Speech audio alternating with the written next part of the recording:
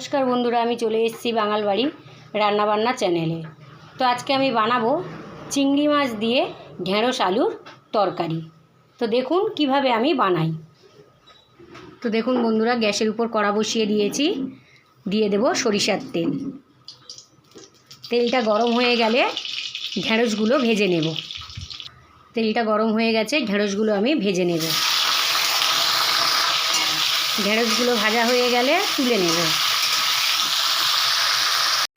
তো দেখুন বন্ধুরা, ঢেঁড়সটা আমার ভাজা হয়ে গেছে, এবারে আমি তুলে নেব। দেখুন বন্ধুরা, ঢেঁড়সটা ভেজে তুলে নিয়েছি। এবারে ওই তেলের মধ্যে আলুগুলো ভেজে নেব। তো আলুগুলো আমি ভেজে নিলাম।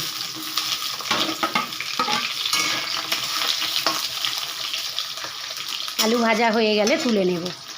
দেখুন বন্ধুরা, আলুটা আমার ভাজা হয়ে গেছে, আলুটা আমি তুলে নেব। দেখুন বন্ধুরা, আলু ভাজা তুলে নিয়েছি। এবারে আমি ওই তেলের মধ্যে কালো জিরে ফোড়ন দেব। দেব পেঁয়াজ।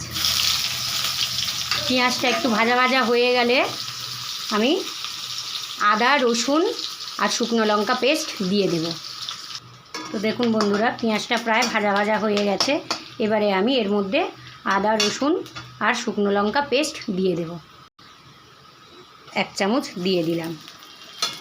আবারও আমি একটু কষিয়ে নেব। দেখুন বন্ধুরা, কষানো হয়ে গেছে। এবারে এর মধ্যে দিয়ে দেব চিংড়ি মাছ, দিয়ে আমি একটু ভেজে নেব। এবারে এর মধ্যে দিয়ে দেব লঙ্কার গুঁড়ো, হলুদের গুঁড়ো আর লবণ।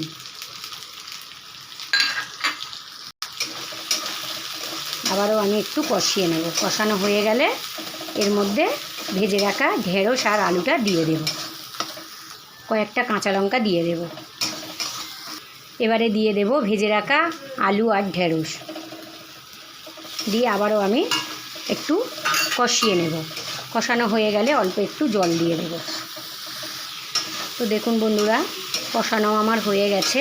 এবারে আমি অল্প একটু জল দিয়ে দেব।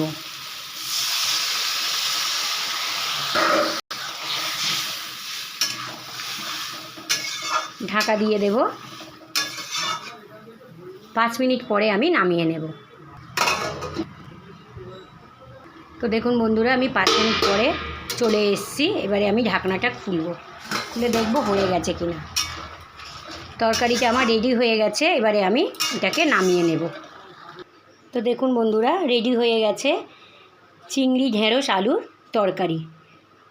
তো আপনাদের যদি ভালো লাগে আপনারা এইভাবে বাড়িতে বানিয়ে খেয়ে দেখুন, খুব ভালো লাগবে। আর তার সাথে সাথে একটা করে লাইক, কমেন্ট, শেয়ার, সাবস্ক্রাইব করে দেবেন।